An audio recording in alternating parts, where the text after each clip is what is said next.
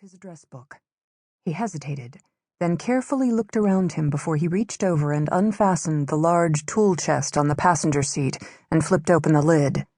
He needed to share this first moment of the journey with his son. They had both waited far too long.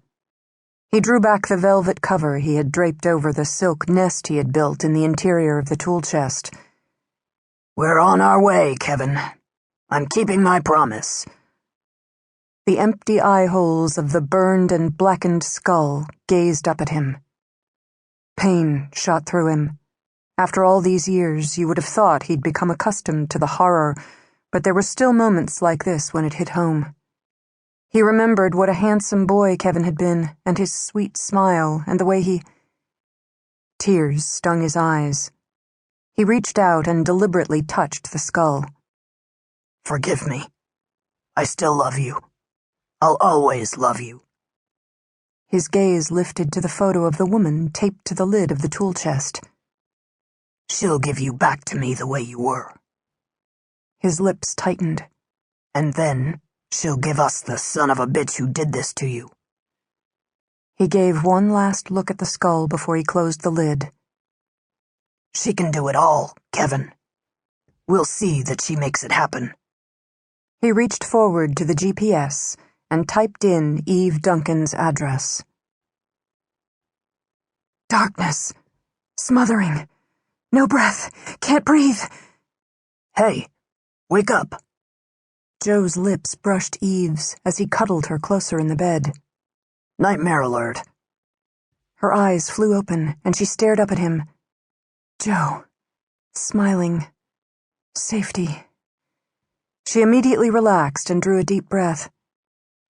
"I'm awake. Sorry." "Nothing to be sorry about. You were just panting as if someone were trying to smother you." He stood up. "I thought you should wake up and get back to the real world." Smothering. Yes, she vaguely remembered that sensation. Darkness closing in and someone fighting to keep the smothering suffocation away from her. "I'm duly grateful." She sat up in bed. Not a pleasant dream. She tilted her head. "You're already dressed. Are you going into the precinct this morning?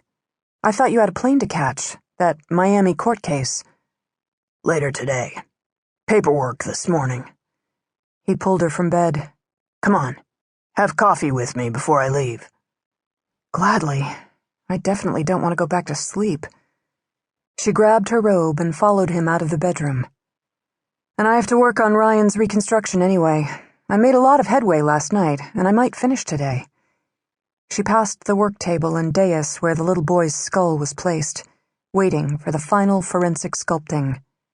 "It's going well." "They all go well." He handed her a cup of coffee. "They wouldn't dare do anything else. You're the best, aren't you?" "One of the best." She took the coffee and went out on the porch. The early morning sunlight was shimmering on the lake, and the air was cool and clear. And they do not all go well. Sometimes things seem to get in the way. "Why are you being so complimentary?" "What can I say? I'm just a man." He chuckled as he sat down in the swing and pulled her into his arms. "I'm encouraging you to have good thoughts while I'm gone so that I can look forward to one hell of a homecoming celebration." "You're only going to be gone 2 days," she said dryly. "I'll hardly have time to miss you." "You really know how to hurt a guy." "I'll miss you," she whispered as she cuddled closer. Moments like this were precious. They had been together for so many years, and yet the love kept deepening with the passing of time. "Maybe. Who knows? I might have another nightmare."